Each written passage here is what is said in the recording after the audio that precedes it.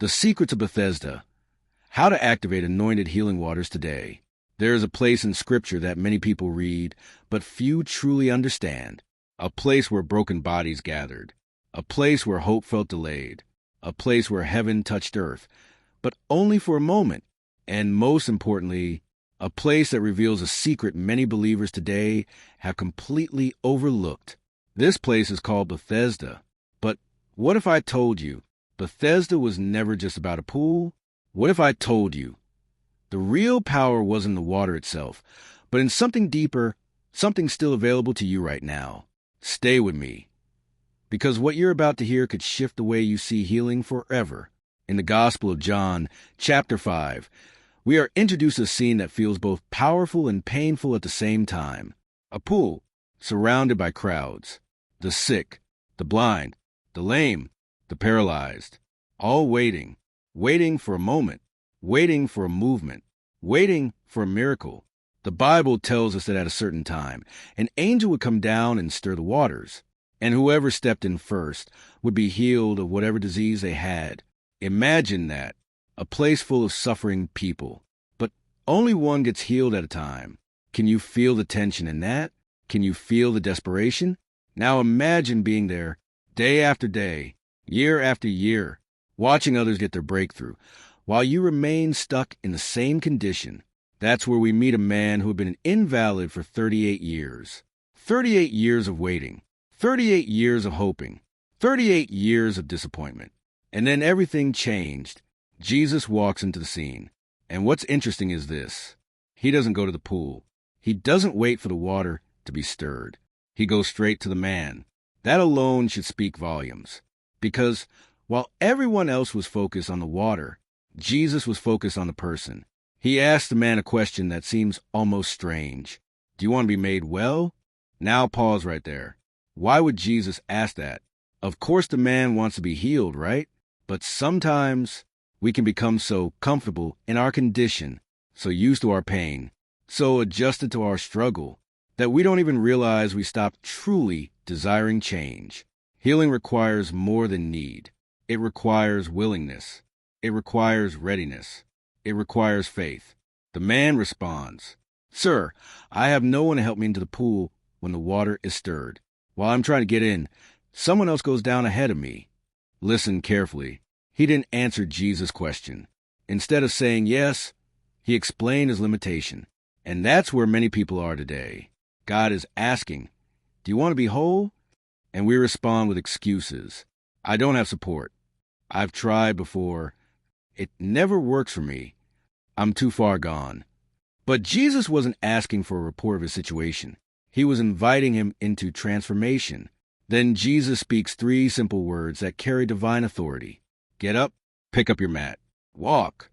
No water, no angel, no waiting, just a word. And instantly the man is healed. Let that sink in. The miracle didn't come from the stirring of the water. It came from the authority of Jesus. So what does that mean for you today? Here's where the secret of Bethesda begins to unfold. Bethesda represents a system of limited access, a place where healing was restricted, a place where breakthrough was competitive, a place where only one could receive at a time. But Jesus came to break that system. He didn't come to stir the water occasionally. He came to release healing continually. The real secret is this.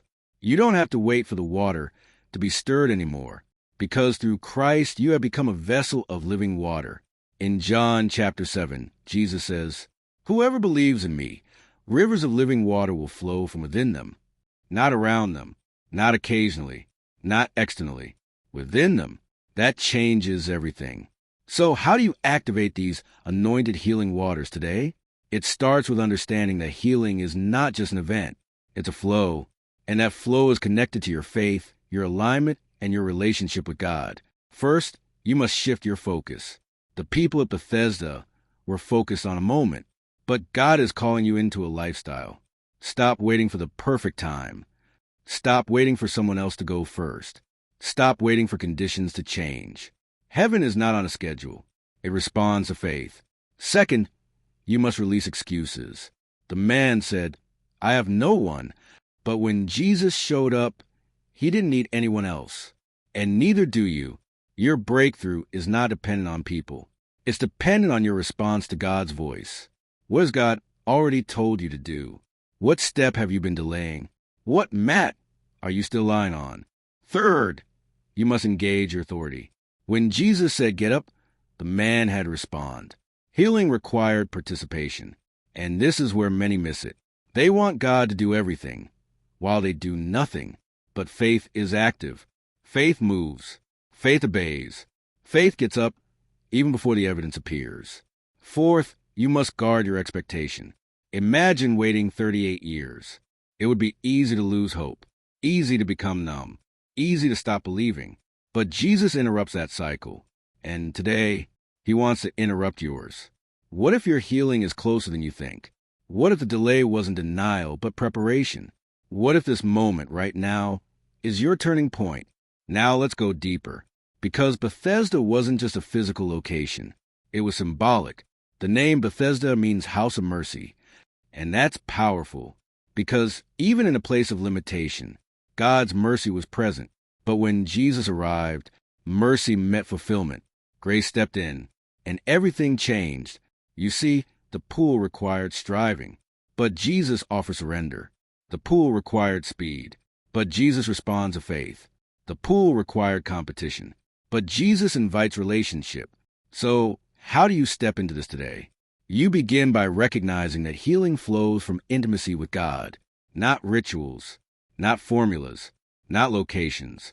Relationship, when you draw near to Him, when you speak His word, when you align your heart, you begin to activate what's already been deposited inside you. And here's something most people don't realize. Healing is not just physical. It's emotional. It's spiritual. It's mental. Some of you aren't just dealing with sickness.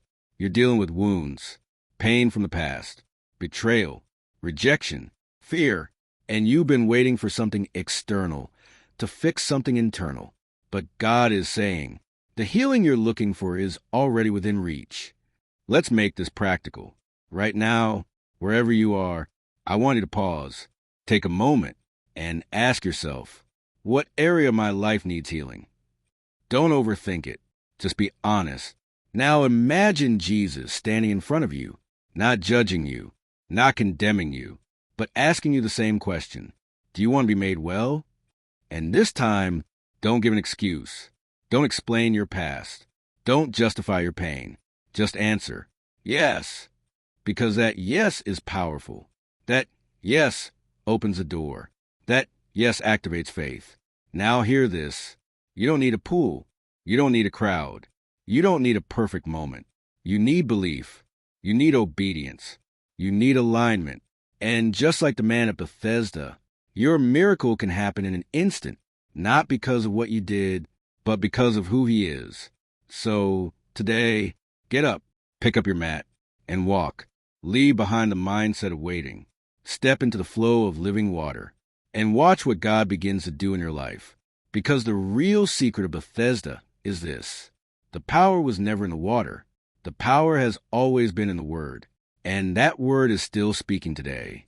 To you, right now, if this message stirred something in your spirit, don't ignore it. Lean into it.